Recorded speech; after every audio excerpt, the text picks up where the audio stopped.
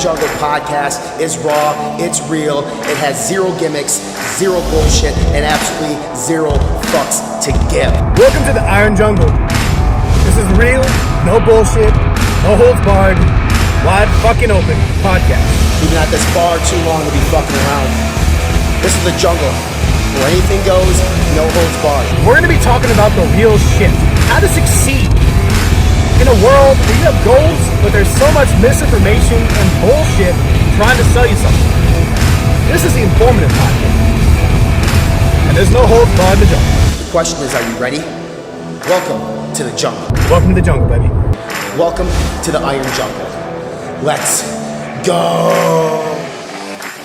What's going on, everybody? Welcome inside the Iron Jungle podcast. Vanilla Gorilla, Drew Peters, Ryan Buckeye here, discussing a topic, a fan's choice topic. We actually put out in our self-made barbell brigade for the people to ask us a question, and this was actually been a topic that's been tossed around quite a bit, and we've sort of danced around the topic a little bit in different podcasts that we've done, but this whole concept of peri-workout nutrition and how do you approach it, and what should you be having pre, intra, and post-workout, because it's a very interesting topic that I feel, Drew, and you correct me if I'm wrong, like I feel like it's gained more momentum in the last year and a half, 2 years of people really kind of figuring or really devoting themselves to the nutrition that they surround their workouts with, and it's something that you've probably been practicing most of your fitness career.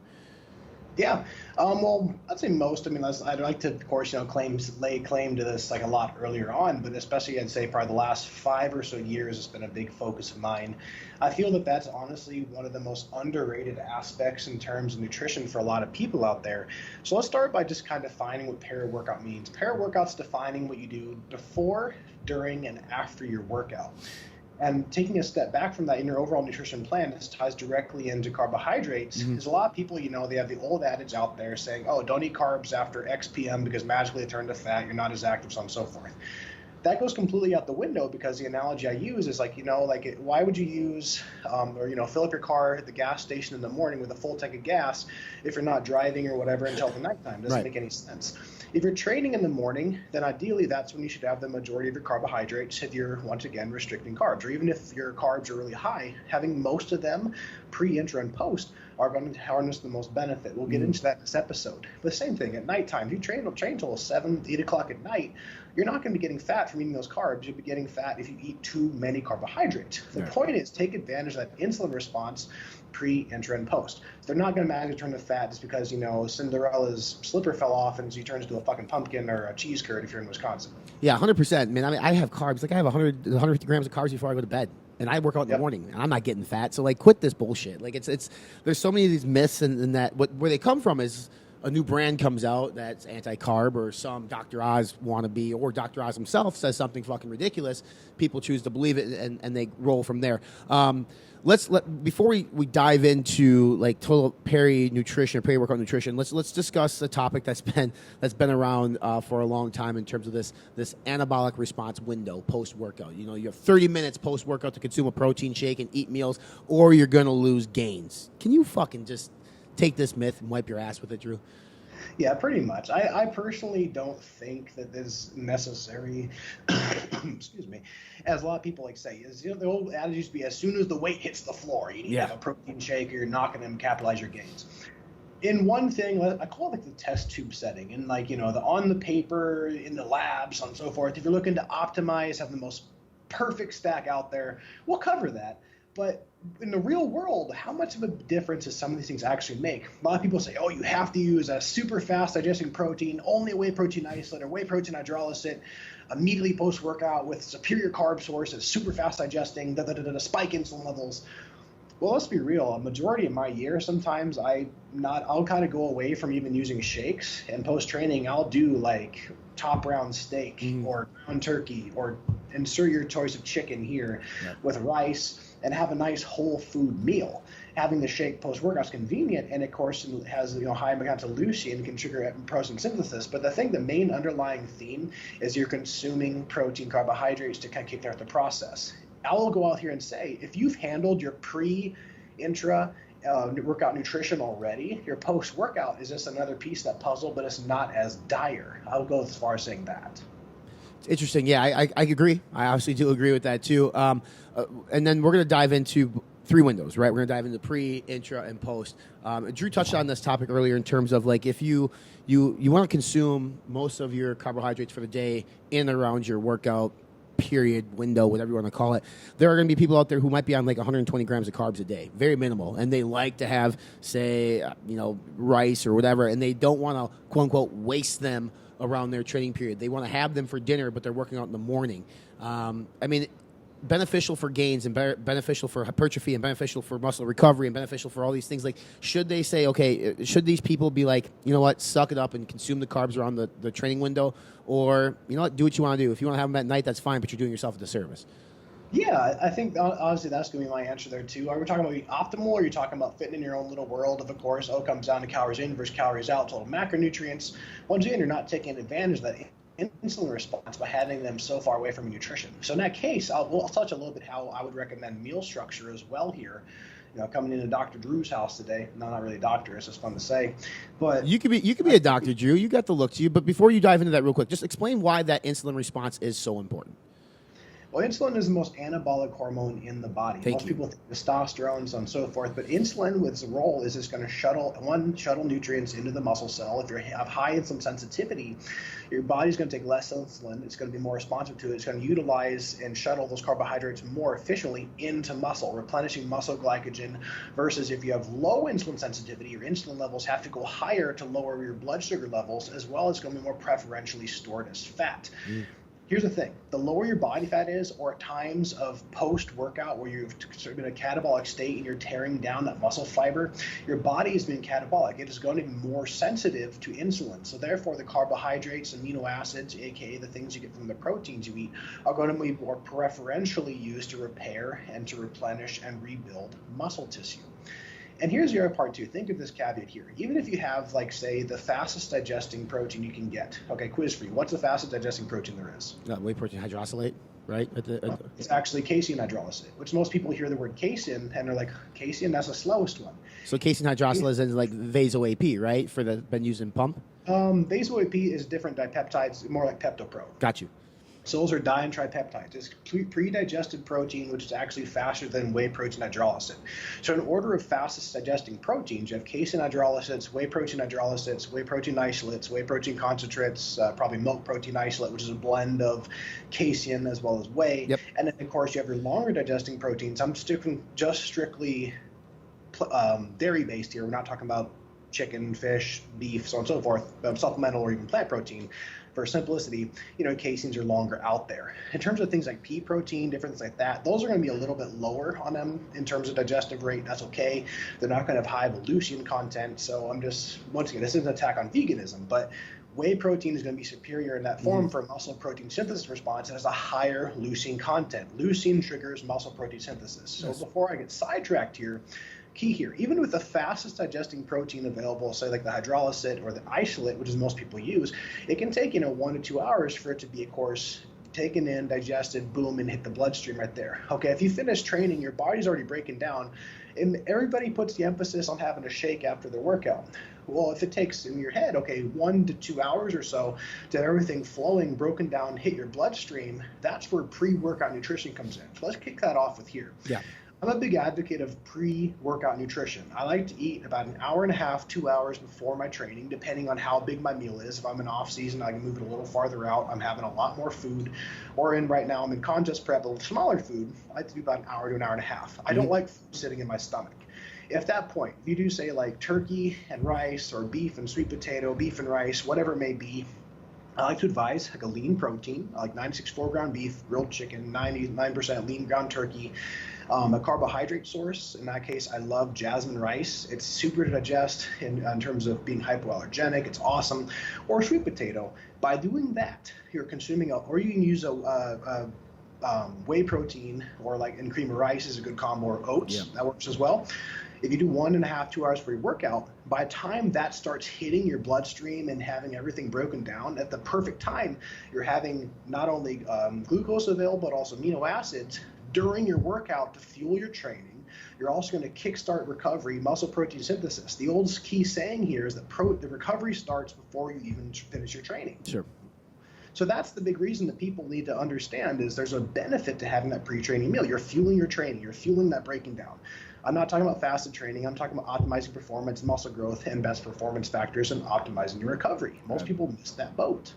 Let's talk about that because I train, for me personally, I get up at 4 a.m. in the morning and train. And the last thing that I want to do sometimes is obviously have a meal. So what I'll do, Drew, and you hit on, like I'll down a protein shake 45 minutes to an hour before of a fast digestion protein. I might mix it in with a bowl of Rice Krispies, something with a carbohydrate source that I can get quickly. Or if nothing else, if I don't have Rice Krispies, I will drink, like a super carb, something from NutriBio beforehand, along with a protein shake. So I'm still not training fasted. But there are people, Drew, who truly believe in fasted workouts, and that's what they want to do. Are they doing themselves a disservice by not having a pre-workout meal?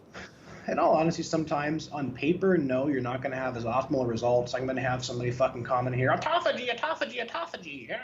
Shut the fuck up. Like, you don't even know what autophagy means. Oh, it's a cell turnover. Okay, great.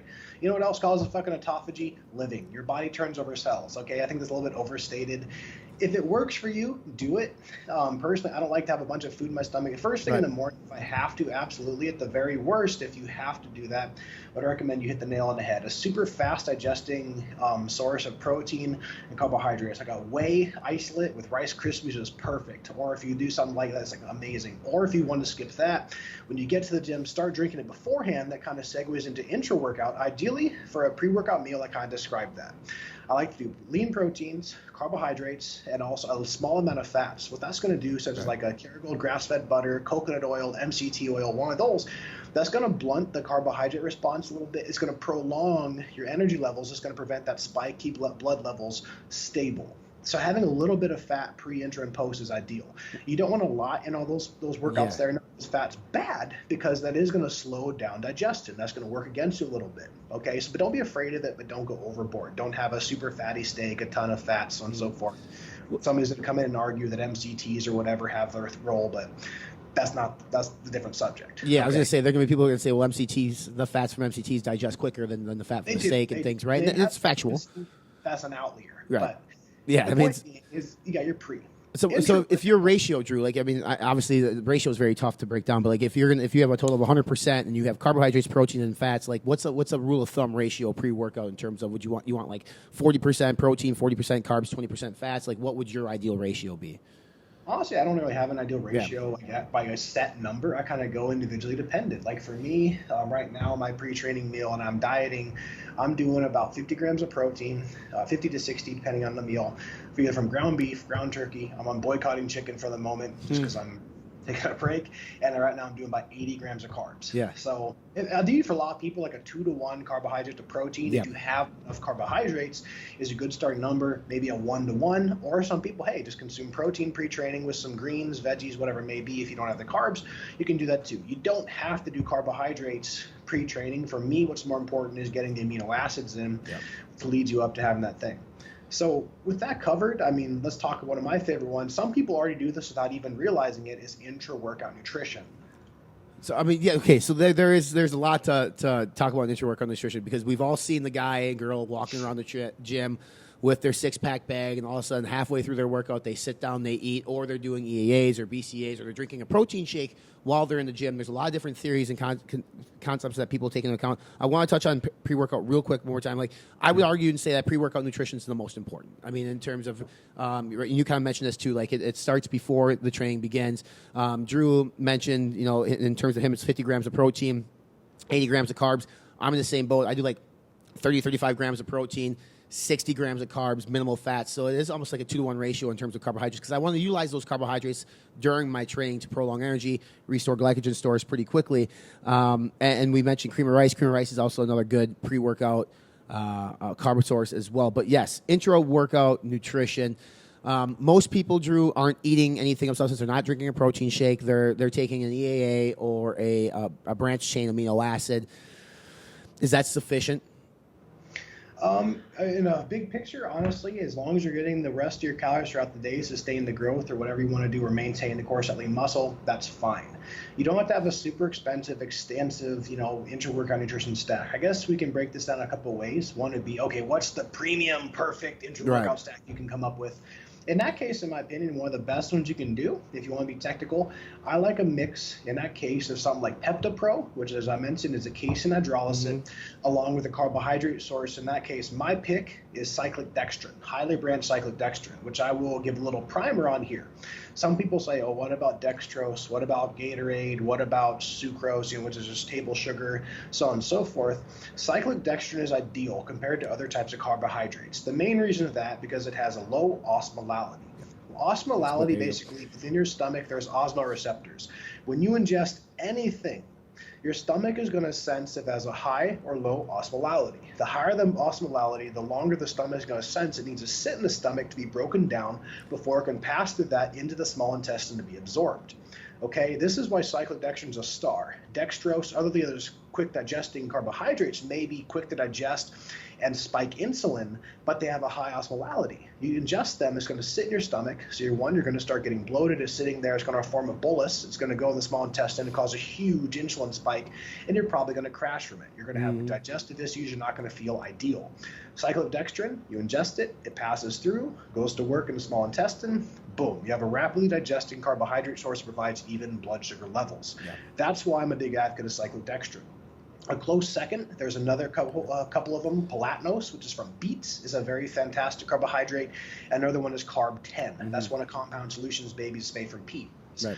All three of those are fantastic for using intra-workout. I'm not a big fan of Waxy Maize, Vitargo, so on and so forth. I don't think they work as well. There's a few of them that are just plain horrible, but like dextrose, so on and so forth, in terms of like being an old school carb. Okay, so you pay for what you get. Yeah.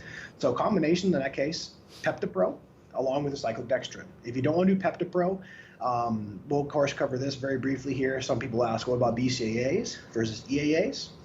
If you're training in a fasted state, in my opinion, the essential amino acids, the full spectrum, is going to be more beneficial because you need all the amino acids to be useful to, of course, build muscle, initiate protein synthesis, so on and so forth. Branch chains, what they do, they're going to initiate that response. If you don't have the other essentials, they can actually start breaking down muscle and other EAAs to manufacture that. But if you've had your pre-workout meal, which you should have, and or your other meals throughout the day, BCAAs, in my opinion, will be sufficient. You can't go wrong by having EAAs either way, but if you have to pick between the two, that's your quick cheat sheet. Right. And as a consumer, if you're looking, traditionally you're going to get more BCAA for your value than you would an EAA, but there's a lot of brands and people out there saying that BCAAs are garbage, they don't work. Well, yeah, they might not work if you're fasted. And this intermittent fasting phenomenon came to fruition, and everyone's like, well, BCAAs don't work anymore. Again, read the studies and the context in which people are saying this. If a brand comes out or a person comes out and just makes a blanket statement that branched-chain amino acids don't work, you should comment on whoever posted this with a middle finger emoji and tell them to fuck off, because they need to do some education themselves. It's not just a marketing thing. To Drew's point, yeah, if you already have a pool of essential amino acids, in this case, a pre-workout meal, you have the EAAs from whatever it be, chicken, beef, or a protein shake. It's there. The BCAAs will go to work for you.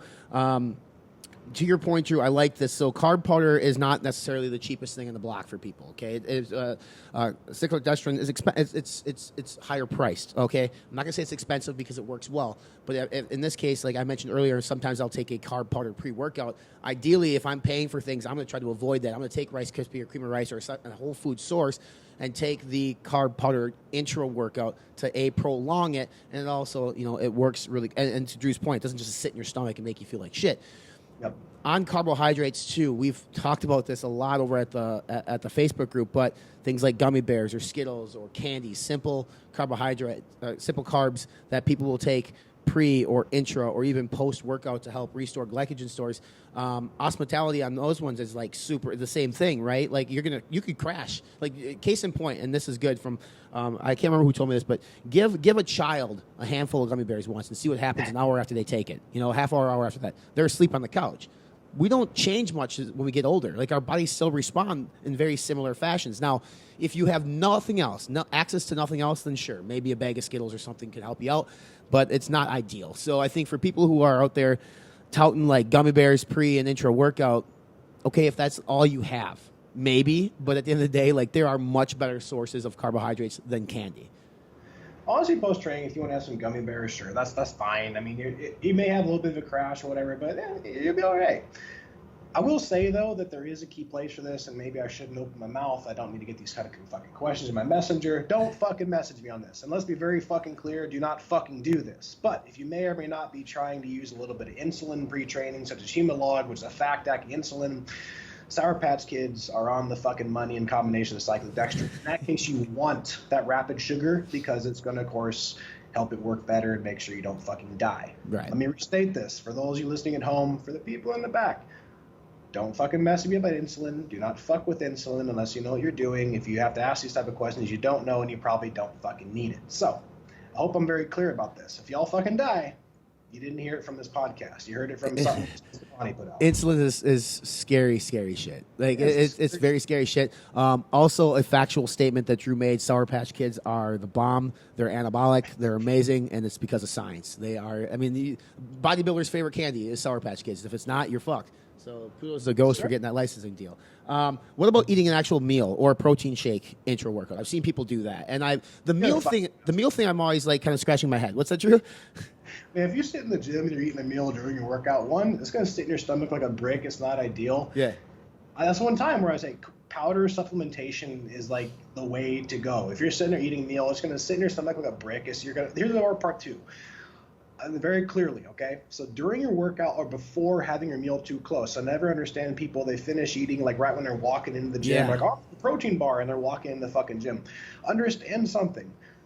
Digestion takes blood flow. Exercise, your muscle, takes blood flow. Okay, your body's going to prioritize whatever whatever needs to happen in the body. If you're ingesting food, if you have food sitting in your stomach, digestive system, it's going to use that blood flow to digest the food to the stomach, the intestines. It's going to break that down.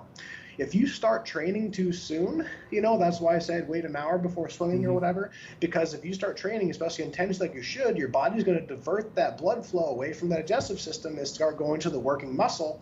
It's going to sit there like a brick. You're going to be uncomfortable. You might have stomach issues, digestion stress. That's another reason why I'm not a big fan of eating too close to the gym, and or, especially like you mentioned, like it blows my mind, eating or during the training. If you have a shake, it's probably not as big of a deal, but it's not really the ideal situation. In that case, that's where the pre-digested protein, like the PeptiPro, if anything, or rather than that, rather yet EAAs and the cyclodextrin is ideal. It's interesting. I mean, I've seen people drink protein shakes intra-workout, and I've never personally done it ever in my life. I just feel it'd be uncomfortable. Like, I mean, maybe I don't know. Like, it's not my thing. I mean, have you ever done it? No, and I really have no desire to either. Me, I'm just like sitting there thinking, man, I really don't want the taste of fucking protein in my mouth. Yeah. It's bad enough sometimes where.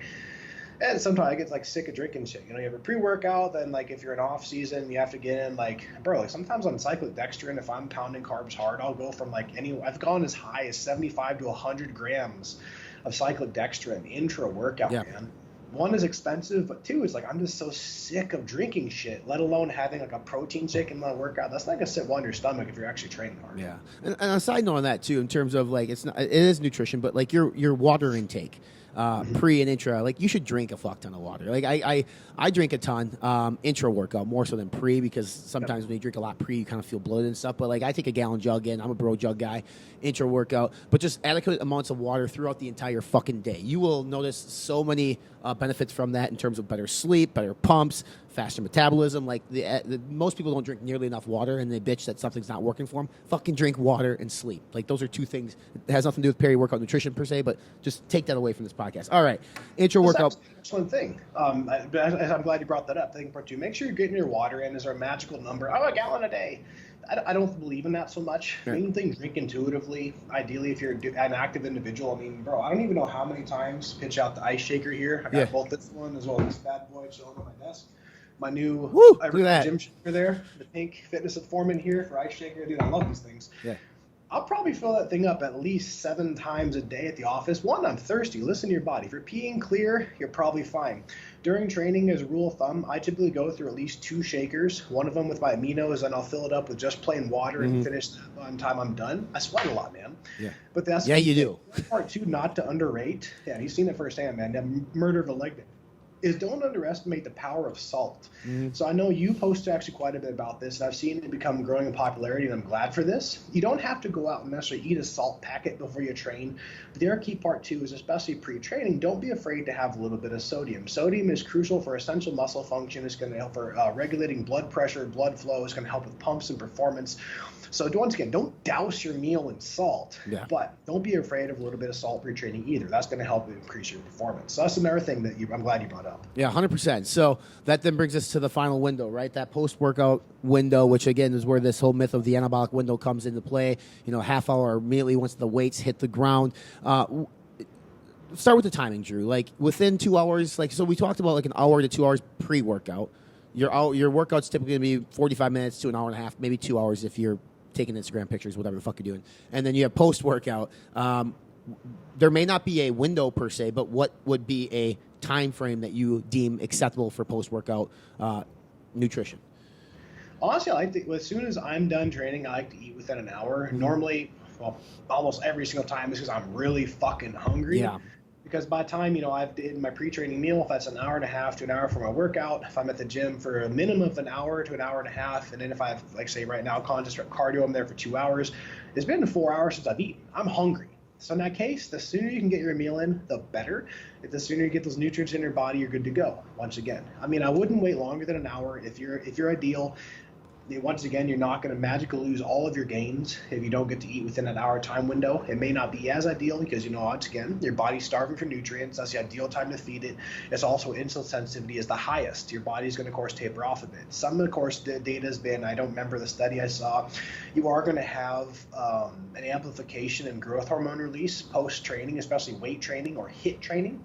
So you can take advantage of that. Once again, how much of a difference that makes in terms of what your goal is, it's whatever. There's different factors there too. If I'm regretting even mentioning this now, if you're using peptides or GH, different timings on that, but we're not worried about that for now. But to answer the question simply, I'd like to have your meal typically within an hour. Or another good protocol too, like one of my preferred ones, especially for maximizing, quote unquote, to my pre-training meal, I like to do at least EAAs or BCAAs during my workout. Following the workout, I'm a big fan of, have your shake post-training, get a nice source of protein in there, and then have a whole field meal about an hour to an hour and a half later. That's typically how I like to do things. So to Drew's point, everybody's like, you gotta have a protein shake right after the workout. It's not a bad thing. No, I'm not saying it's a bad thing. It's not, but we're also saying it's not also necessary either. If you want to eat a whole food meal afterwards, you definitely can. But another thing I think post-workout too is we go back to the macronutrient of carbohydrates. Eating carbs post-workout is super important as well. Like intra or pre, intra, and post. This is that window that Drew was talking about to start the show. Is this is where your vast majority of your carbs should be consumed because that's when your body can really use them the most. So if you are one of those people who are on, say, 100, 120 grams of carbs and you're scared to do 25, 30 grams of carbs intra-workout in a putter because you want to eat them, you need to weigh kind of what's important and what you're trying to do. I'm not saying you have to have carbs intra-workout, but it's nice. It's nice to have them for sure. It's nice to have them pre, and it's great to have them post-workout. And in terms of carb source, my stance on it is consistent. I don't change the carb source based on pre, intra, post. It's going to be dextrose for me. Carb 10, I think, is great, by the way. You mentioned that earlier as well. It's cool from Compound Solutions. But I think you still need adequate amount of carbs post-workout too, which then, in your case, Drew, would come an hour to two afterwards, which you're probably having, again, jasmine rice, sweet potato, some of those carbohydrates, which are ultimately ideal. So within that window, you pretty much have a meal, say you go an hour and a half before workout, you work out for 45 minutes, and then you do another hour and a half. You have essentially basically a 4-hour window there, pre, intra, post, in which you're consuming a lot of calories. You could, but that's really when your body needs them and could use them the most. Exactly. So it is important, and a lot of people will talk about we're gonna get questions from the street, like, okay, well then what about the rest of the day? What about meal timing the rest of the day? And we'll tackle that maybe on some other episode. But it is super important to understand this. Now, the other question then, Drew, is we'll tackle this to kind of wrap up the show. Is what if you're having an active rest day? So an active rest day, for those out there listening, you're basically just doing cardio, all right? You're doing a half hour of cardio. Do you change how you approach a cardio only or an active rest day when it comes to your nutrition? Cardio, is that Spanish? I don't know. I'm still trying to figure that out, honestly. Yeah, I think it's, I don't know, German, Spanish, something like that. Quite frankly, I mean, if I'm just doing cardio that day, not to underplay it, I mean, there's different intensities. If you're doing like HIIT training Yeah. and like high intensity, like even though that's probably not an active rest day, then no. But for me, if I'm just doing a cardio day, which actually never fucking happens, either A, I do a complete rest day and I'm just like actively doing something fun. In that case, I just eliminate the pre and post training. I don't worry so much about it. I'll space it out. But the best way to answer this is for rest days there. In that case, I'll typically like to consume my carbohydrates a little earlier in the day, taper them off as I go through the day. And as promised, I guess one thing I should say here is when it comes to structuring meals, as a quick cheat sheet, when you structure meals, protein with carbohydrates or protein with fats and some greens is typically a good way to go about that. So the farther you go away from your window, say in the morning, if you're not training till nighttime, and this is how the structure a lot of meal plans, if that focus is per-workout nutrition, in the morning, say in the meal number one, like say egg whites, whole eggs, Kerrygold grass-fed butter, and maybe some berries and spinach, okay? Meal number two, depending how many carbohydrates you have, that could be like say some top sirloin steak, avocado, asparagus is fantastic meal combination there if you have fats, or if you have higher carbs, maybe lower the fats a bit and insert like say a sweet potato at 100 grams. Meal number three, once you're getting close to workout, kind of build those in. Say that's I'm training midday, or if I want a meal there, chicken, jasmine rice, a green veggie, of course, level it out, and a little bit of fat to keep blood sugar stable. Pre-training meal rolls around, okay? In that case, say I'm doing 99% lean ground turkey, 80 grams of carbs from jasmine rice, a little bit of fat to keep everything level. Your intra-workout nutrition, EAA, cyclodextrin, post-training, have your shake.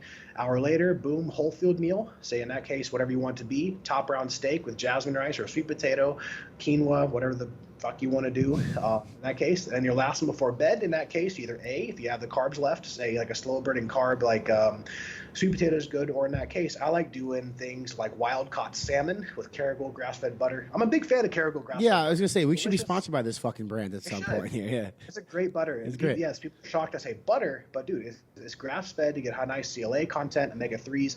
It tastes rock star. It's a good fat source. Alternatively, you could use something like ghee, coconut oil, whatever you want, or even you could use nuts instead of that. But personally, I like it to mix it with my veggies or on my rice. It's fine. And last meal for bed, greens, a nice wild-caught fish, so on and so forth. Yeah. So that's kind of the example of how I structure my meals personally. But you're not. Ideally, is you want to have your protein, fats, and kind of lower end of carbs, or protein, carbs, and lower fats. That's kind of a good cheat sheet on how to structure that. Yeah, at the end of the day, for me, that's a great point, and I try to do that as well because I also work out in the morning. But I mean, I look at my macronutrients, and if I'm not hitting my targets and it's 9 o'clock at night, I'm not going to purposely not eat carbs.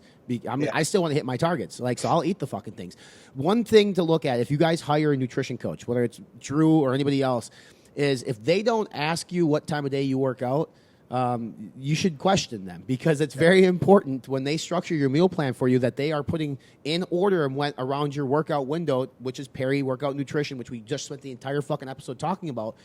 Good coaches like Drew, like my guy, whoever, will put the carbs around your workout. We'll talk about that pre, intra, and post-workout nutrition literally in the meal plan. But if you don't get that, then the person just doesn't give a fuck. Or I don't know. Maybe they think they have a different theory on it, or they don't believe in peri-workout nutrition. I don't know, but that's my advice when it comes to finding a nutritional coach. Because I know, Drew, that's one of the questions you ask everybody that you write plans for.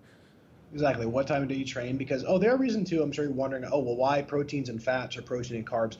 There's other times of the day, if you're doing protein and fats, you're keeping the insulin response lower. You're elevating insulin when it's ideal, taking advantage of harnessing the power of it. Rather than carbs with every meal, you're having all these bumps in insulin throughout the day. That's the main rationale behind that. You harness the power of insulin when you need it the most, take advantage of the growth properties and body composition effects. And if you die after listening to this podcast when it comes to insulin, again, that's not on us. That is not on us. If you guys like the podcast, hit the subscribe button. Write us a review. It helps out the algorithm over at iTunes or Spotify or even on YouTube. We are on Facebook, the Iron Jungle Podcast. You can follow Drew online at Vanilla Grill Drew on the Instagram. He posts a lot of good educational content. He's a pretty boy video guy now. He's a superstar in South Florida. South Florida's superstar.